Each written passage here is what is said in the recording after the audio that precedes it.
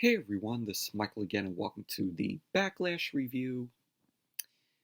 And Backlash tonight, of course, was from the PC, the Performance Center in Orlando.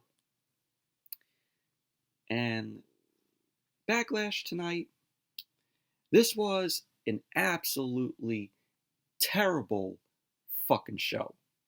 This was god awful, this show. Might as well call it Shitlash. Yeah, Shitlash fucking sucked. So, here are the matches that we had tonight.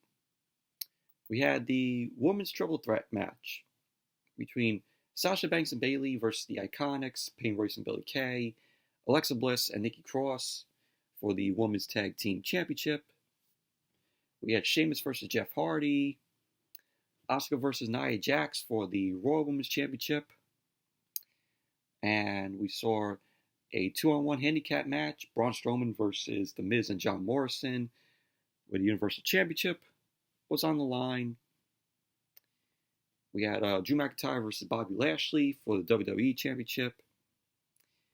And in the main event, we saw Randy Orton versus Edge, which is supposedly the greatest wrestling match ever. So we had all that tonight on this shitty fucking show. So, but let's jump right into the review. So I'm going to start with the match that was on the Kickoff Show, which I did not get to watch. But it was Apollo Crews versus Andrade Cien Almas for the United States Championship. And Apollo Crews ended up winning the match, and he ended up retaining the United States Championship. Ended up hitting a sit-down powerbomb to Andrade. So there you go. Apollo Crews ended up winning, retaining the United States Championship.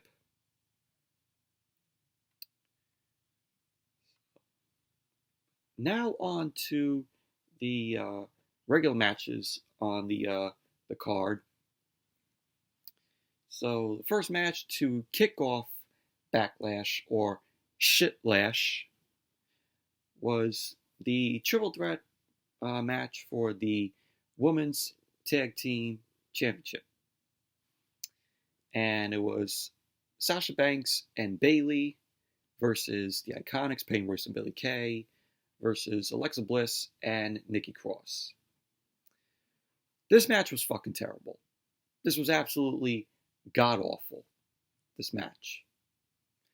So, before the match got underway, we had Alexa Bliss and Nikki Cross end up coming out first.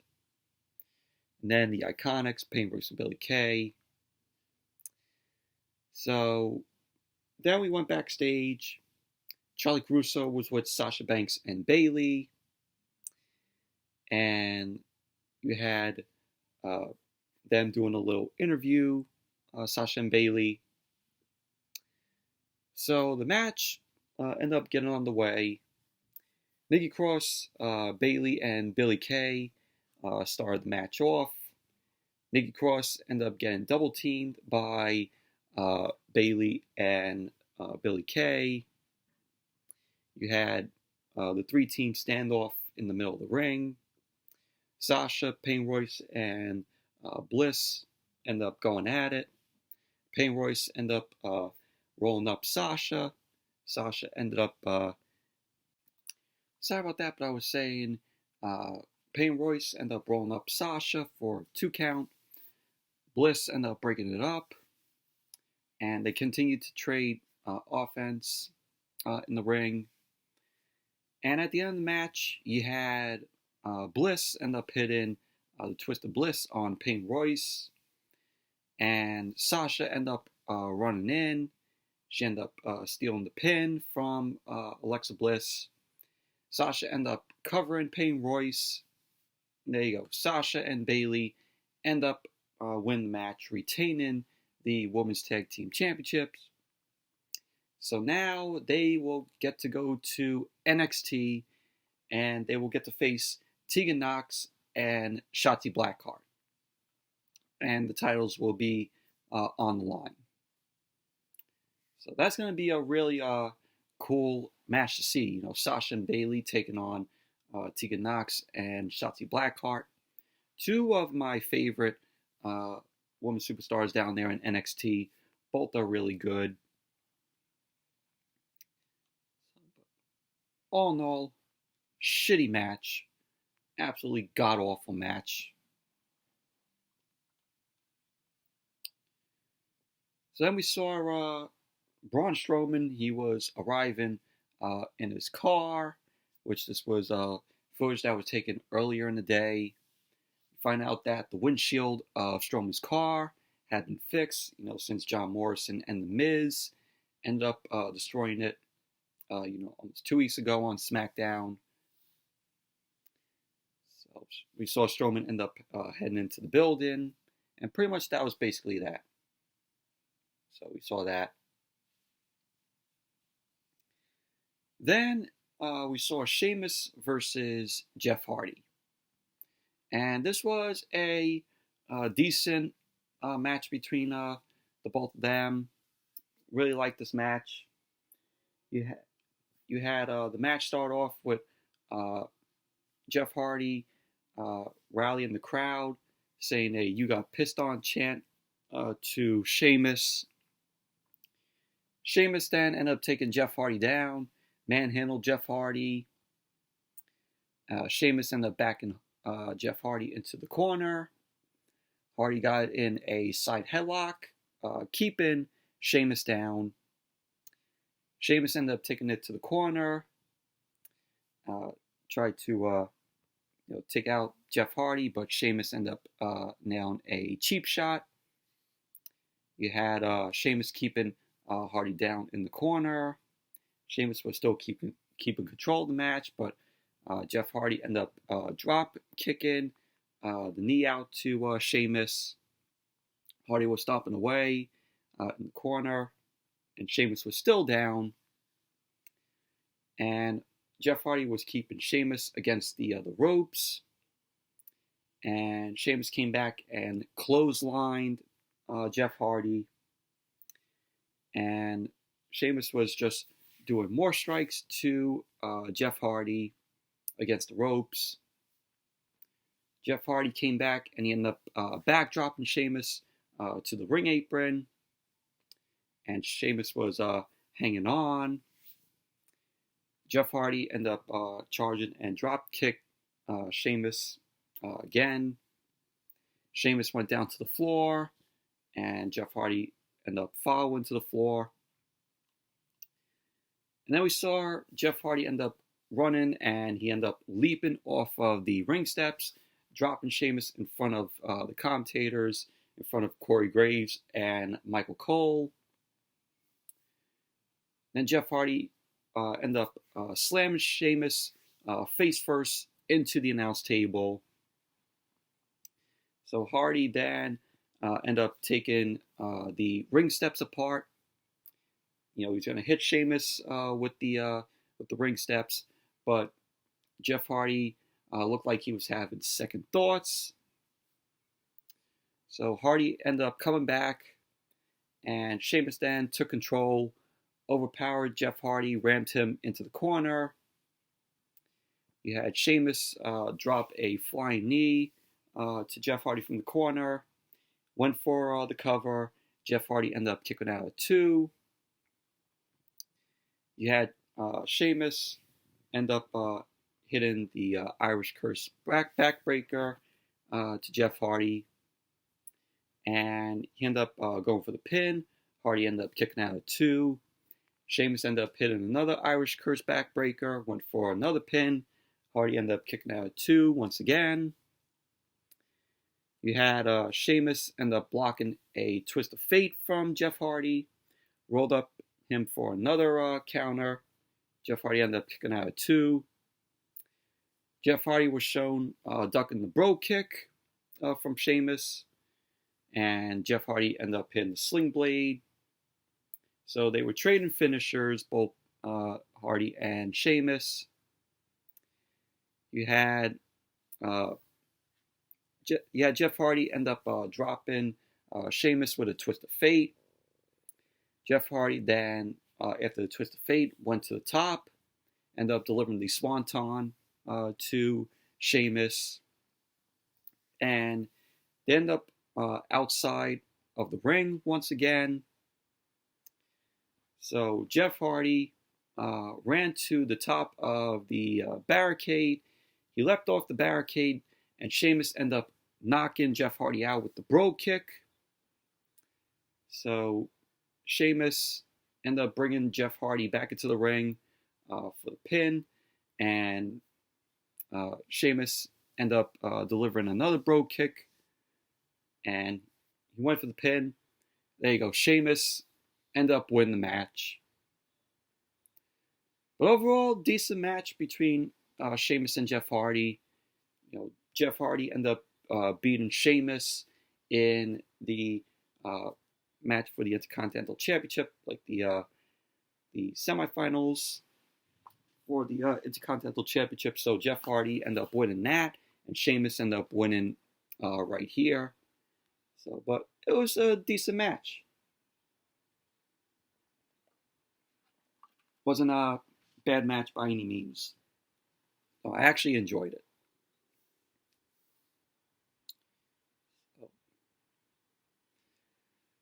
And then he had Kayla Braxton. Kayla Braxton, she was backstage with The Miz and John Morrison. And Kayla Braxton ended up revealing that if either Miz or Morrison pins Braun Strowman, then that person becomes a champion instead of them being both co-champions. So both The Miz and Morrison are surprised. And they act like this is okay with them. So Otis and Mandy Rose end up appearing. Otis was shown teasing, possibly cashing in his Money in the Bank briefcase if either Miz or Morrison win.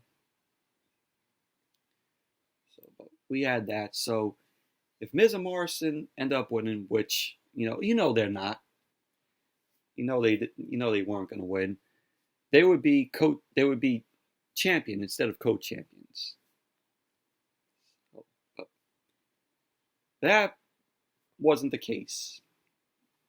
So, I said we all know Braun Strowman is going to win. So then we went to Nia Jax. Nia Jax versus Asuka for the Raw Women's Championship. And this match was absolutely fucking terrible. This was a clusterfuck of a match. This match was a mess, in my opinion. So the bell ended up ringing.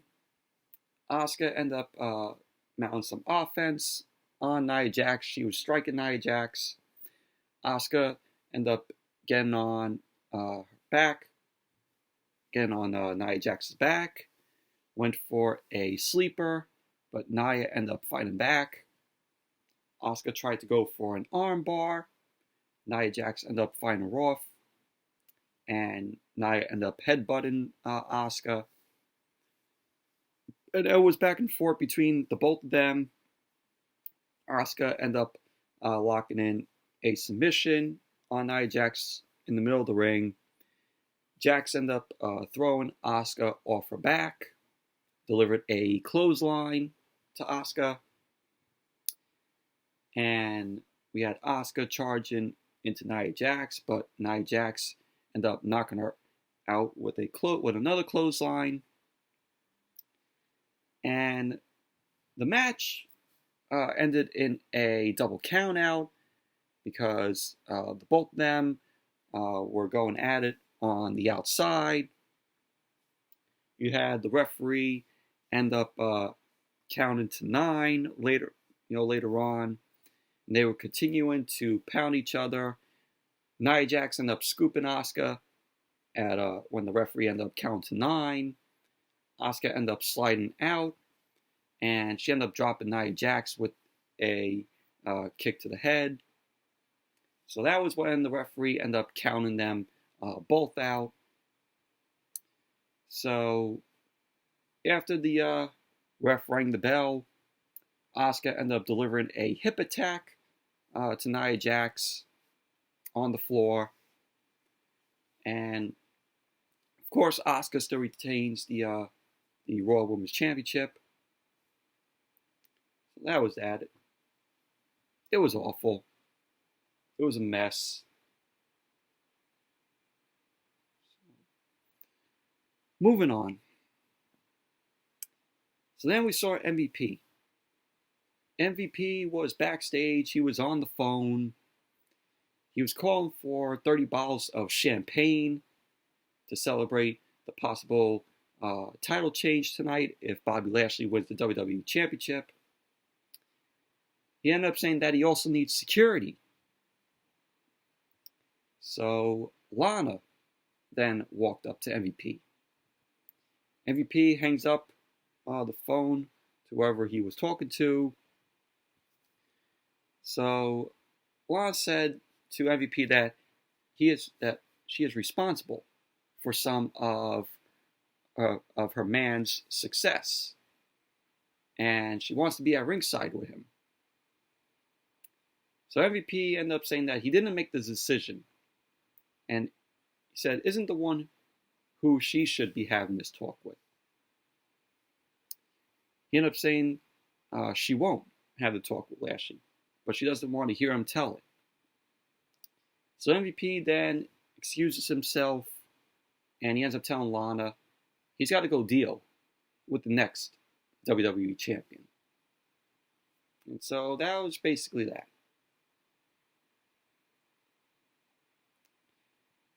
Oh boy, and then we had the 2-on-1 handicap match for the Universal Championship. The Miz and John Morrison versus Braun Strowman. This was god-awful. Absolutely awful fucking match. So the Miz and John Morrison came out. Miz ended up getting on the mic.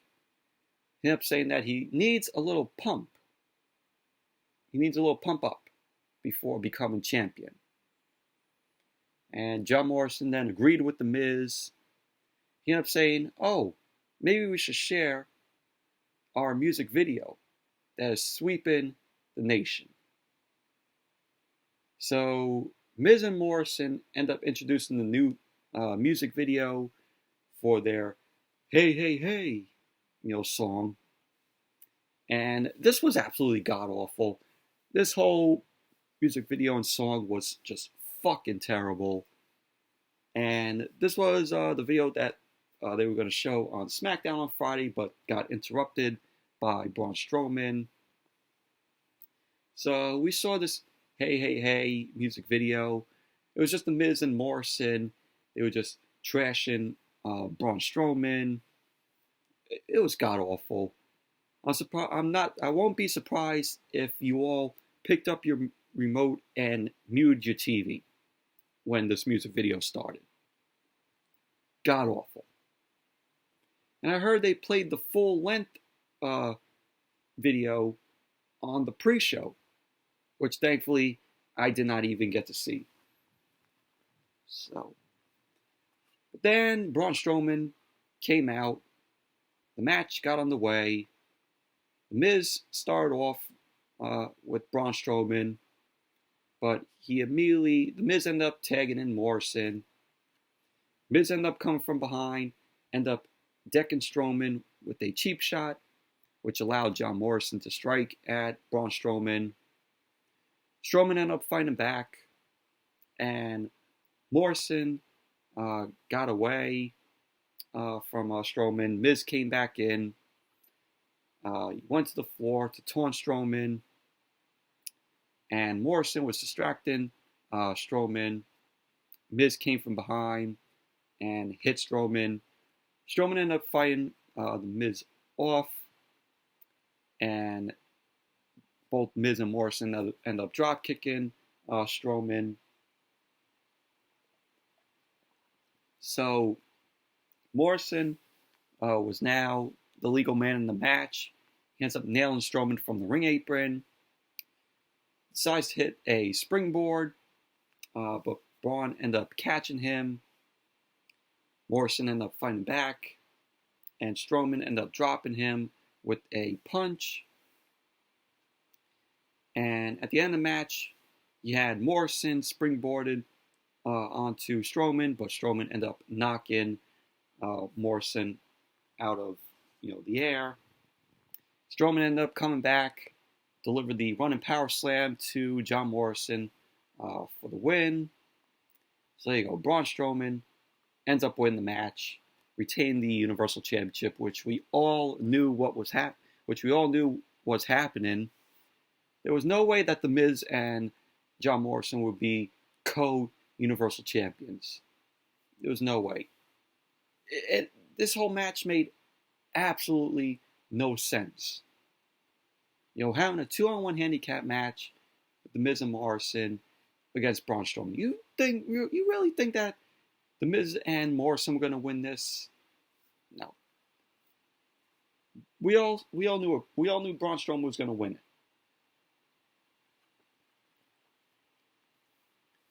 There was no way that Miz and Morrison were going to win it. But overall, god-awful match. Fucking terrible. So, we saw after the match, Strowman ended up getting up, raised the Universal Championship. Miz and Morrison were on their backs at ringside. Strowman was yelling out at them. He was laughing. And pretty much that was basically that. Moving on, we had Kayla Braxton. She was backstage with AJ Styles, the new Intercontinental Champion, after he won the other title this past Friday on SmackDown against Daniel Bryan, which that match should have been on the Backlash card tonight. I mean, don't get me wrong, that was a great match. That was an instant classic match that we saw on Friday between Styles and Daniel Bryan. But the 4 commercials that we saw there, it just was, not needed.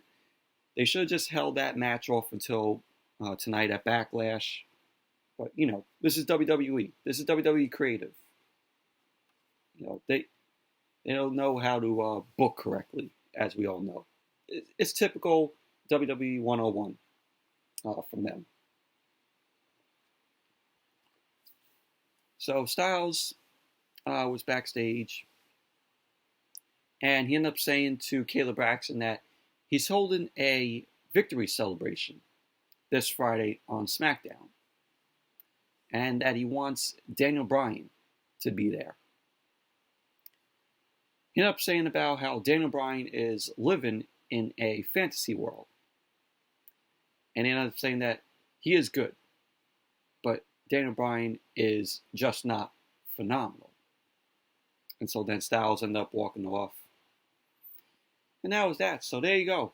We're having a victory celebration with AJ Styles on him winning the Intercontinental Championship, which is going to be taking place this Friday on SmackDown.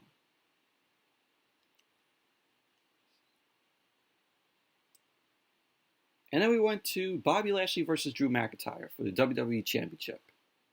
And this was a very good match. I was surprised at how this match, was going, as it went on. But Bobby Lashley came out first. Came out, of course, along with MVP. And then Drew McIntyre made his way out. And MVP ended up distracting McIntyre. Lashley ended up attacking McIntyre with the full Nelson. So he locked in the full Nelson on McIntyre. Referees end up coming to the ring to separate the both of them after Lashley ended up taking McIntyre down to the mat. And McIntyre was still in the full Nelson from Lashley, and McIntyre ended up telling the referee that he's ready to go.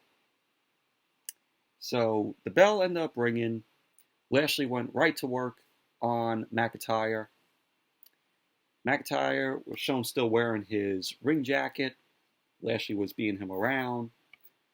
Lashley then delivered a suplex to McIntyre for a pin attempt. It was a quick pin attempt, which McIntyre ended up kicking out at 1. Lana was shown watching backstage on the screen. Lashley ended up keeping control of the match until McIntyre ended up connecting with a knee to Lashley's gut. McIntyre then delivered some chops, but Lashley ended up leveling him. Lashley went for another quick pin attempt, and McIntyre ended up kicking out of it. Lashley ended up keeping McIntyre down by his arm. He was working on McIntyre's arm. Lashley then ended up finally yanking McIntyre's jacket off, and Lashley ended up driving knees into McIntyre's back. McIntyre then ended up managing a Northern Lights suplex on Lashley out of nowhere, and he went for a pin. Lashley ended up kicking out. Lashley then went for another suplex to McIntyre, went for a pin attempt. McIntyre ended up kicking out at 2. And then we saw MVP. He was barking orders to Lashley. And Lashley was working over McIntyre more in the corner. And they end up on the floor. McIntyre ended up mounted offense on the outside. And MVP ended up getting too close to McIntyre.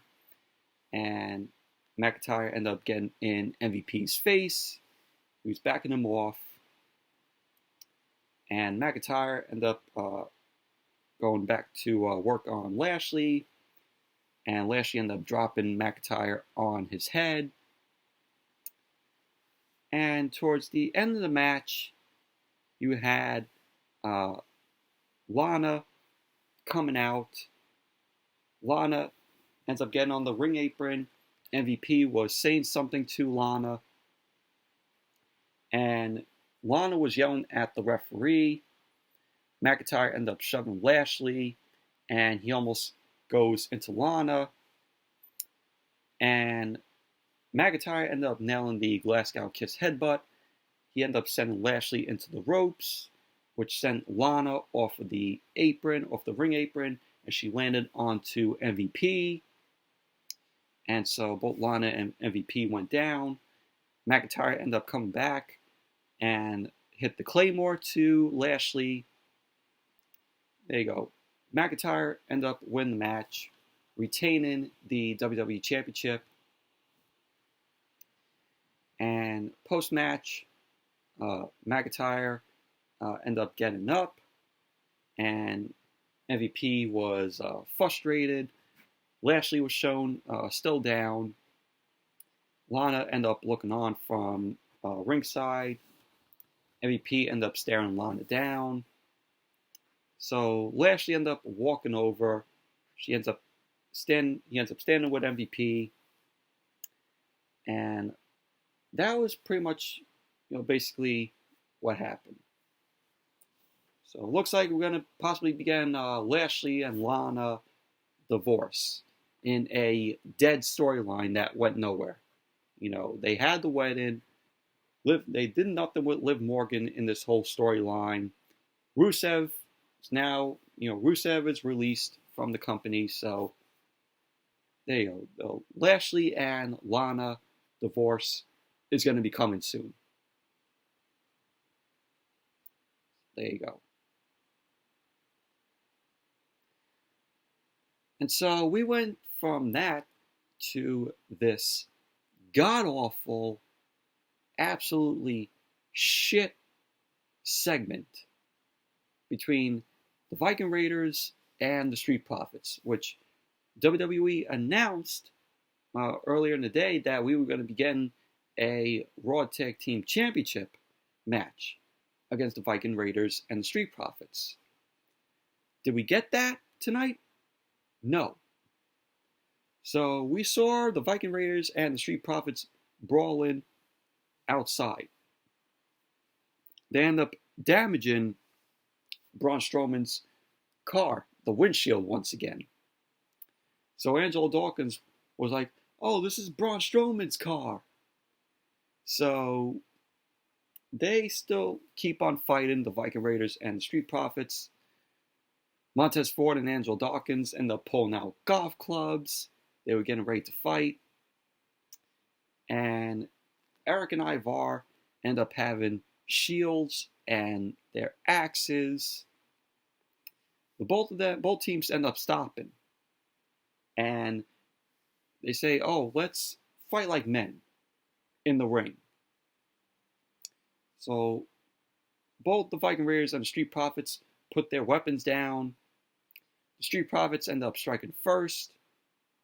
And they continue fighting through backstage. We had this intense music end up playing. Like, this whole thing looked like, a cinematic type situation that we were having. So Dawkins and Eric end up fighting off. Ivar end up picking up a bowling ball, and he ends up having flashbacks to the bowling competition that they had. And then he ends up rolling the ball to Montez Ford. It went right between Montez Ford's legs. Montez Ford ended up selling the shot. Ivar ends up walking off, and he ends up apologizing. Ivar ends up fighting Eric down. So Dawkins was shown running. He ends up tackling Ivar through a glass door of the PC. And Ivar ends up having a flashback to eating turkey legs, where he ends up saying, anything you can do, we can do better. Which Dawkins end up adding. So Eric and Montez Ford end up coming over, and they limp over to the parking lot, and they continue to fight. And then we see a group of people on motorcycles. So one man ends up stepping off of the motorcycle. He ends up approaching the Viking Raiders and the Street Profits. So this guy ends up taking his helmet off. And it was revealed that it was Akira Tozawa. So Akira Tozawa ended up saying in Japanese that he ended up saying, anything you can do, we can do better. So Tozawa ended up tossing his helmet at Ivar. And Ivar ends up throwing it away. And so the Street Profits and the Viking Raiders got into a huddle. And they ended up taking out these ninjas on motorcycles. It looked like a fucking shitty kung fu movie. They're like,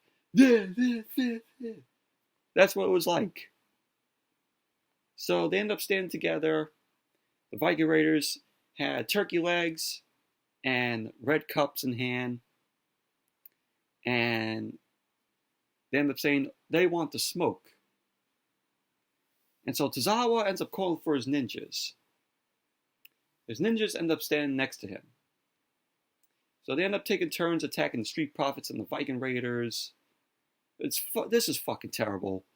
Absolutely god-awful. And this is, like I said, this is the state of the Monday Night Raw Tag Team division. This was an absolute disgrace. A fucking disgrace to the Tag Team division and the Raw Tag Team Championships. Disgrace. So we had in the end, I'll get to the end because I don't want to fucking talk about all this. about this god-awful shit. So they were having more flashbacks. Ivar was having flashbacks to the other challenges that them and the Street Profits had. And they both teams end up going into this dumpster. And there's trash bags in the dumpster. All for them, the Viking Raiders and the Street Profits, they were trying to get out of the dumpster. And we see like some sort of tail coming from under the trash bags. And the segment ended up abruptly ending just like that. God awful. Absolutely fucking awful. Fucking disgrace to the Monday Night Raw Tag Team Division, and a fucking disgrace to the Raw Tag Team Championships. Fucking awful. I couldn't believe what I was watching during this whole segment. It was a fucking comedy act. That's what it was. But shitty. The only person who would find all this funny that happened throughout this whole segment is Vince McMahon himself. I bet you there was not one single fan watching this segment that laughed. I have to say about 95% of you guys had your hand over your face during this whole segment. You were all probably like that. I was one of them. I was one of them because I could not believe how fucking shitty this was. So what are we going to expect on Monday Night Raw tomorrow night between the Viking Raiders and the Street Profits? Are we going to have another decathlon?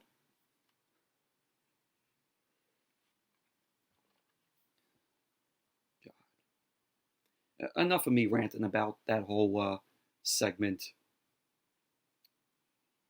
Fucking awful. And then we had the main event. Edge versus Randy Orton. And supposedly they will believe it will be the greatest wrestling match ever. So this was a very good match. This was a great match between Edge and Randy Orton. This was an instant classic, in my opinion. But was it the greatest wrestling match ever? Hell no. Hell no. The gimmick of the name, the greatest wrestling match ever, was a failure on WWE's part. So Randy Orton ended up coming out first. He wasted no time coming into the ring. Then Edge came out first. Edge came out last. So the lights end up going out. Spotlights end up coming on. And we see a MSG graphic appear over the ring. And we had the voice of the late great Howard Finkel. Howard Finkel's voice was shown, and Howard Finkel then introduced Orton and then Edge.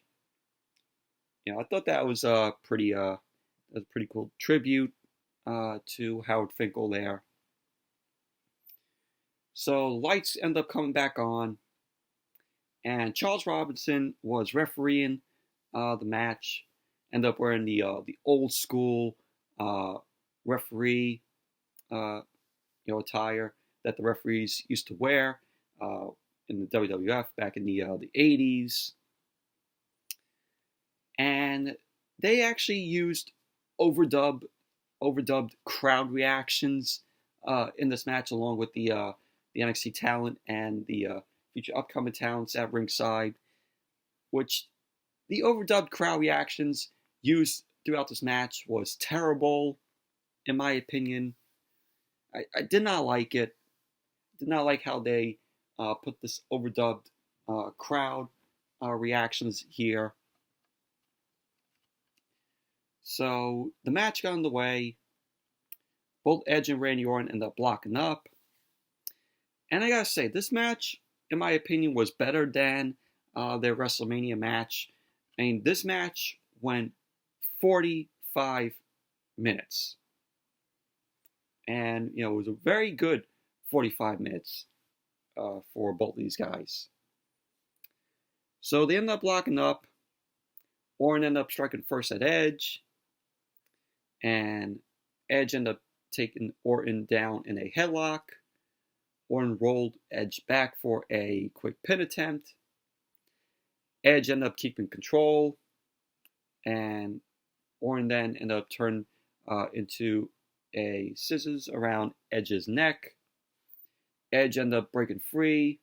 And Orton dodged a clothesline. They both ended up locking back up. Edge ended up taking control of the match. They ended up running the ropes a few times. Orton ends up tripping Edge, sending Edge out to the floor. And Orton ends up following. Edge ends up dropping Orton with a boot to the face.